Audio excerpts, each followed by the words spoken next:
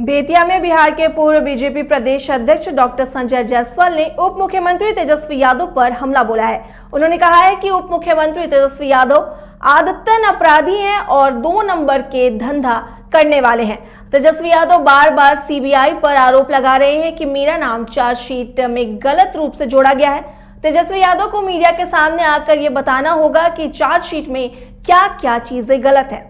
तेजस्वी यादव पर आरोप लगाते हुए उन्होंने कहा कि जब 4 लाख में उन्होंने न्यू फ्रेंड्स कॉलोनी में एक एजेंसी खरीदी, एक मकान खरीदा, तब वो पूर्ण रूप से बालिग थे।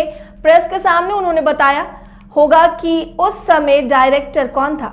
उन्होंने कहा तेजस्वी यादव के पिताजी चारा घोटाले में 4 बार जेल जा चुके थे और उसके बावजूद भी तेजस्वी यादव में कोई सुधार नहीं हुआ है। तेजस्वी यादव को प्रेस में जाने से किसने मना किया? अगर वह कहते हैं कि चार्जशीट गलत है तो उनको बताना चाहिए बिहार की जनता को प्रेस में आकर के कि चार्जशीट में क्या क्या गलतियां हैं।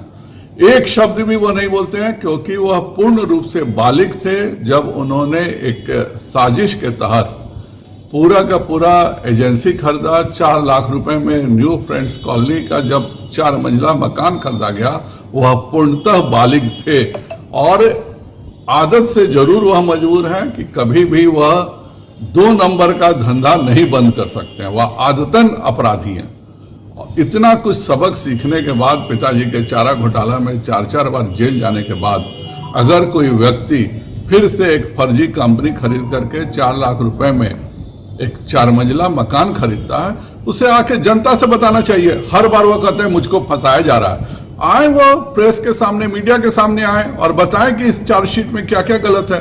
वह बताएं कि क्या वह डायरेक्टर नहीं थे जब 4 लाख रुपए में जो न्यू फ्रेंड्स कॉलोनी में जमीन खरीदी गई थी। तो यह सारे घोटाले आज तेजस्वी जी के, आप जो अपराध करते हैं उसकी सजा आपको मिलती ही है।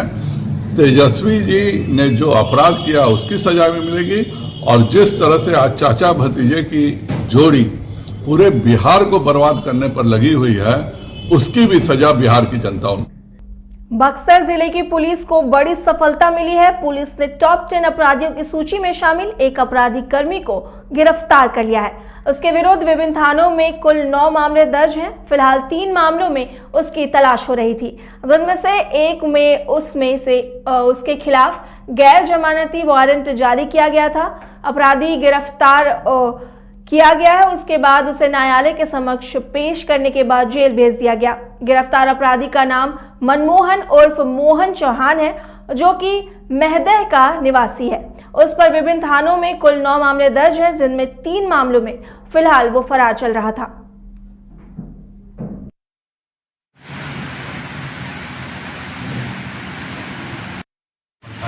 हमारा टॉप 10 का एक अपराधी जो है मोहन चौहान, इसकी गिरफ्तारी उसके घर से ही करती है।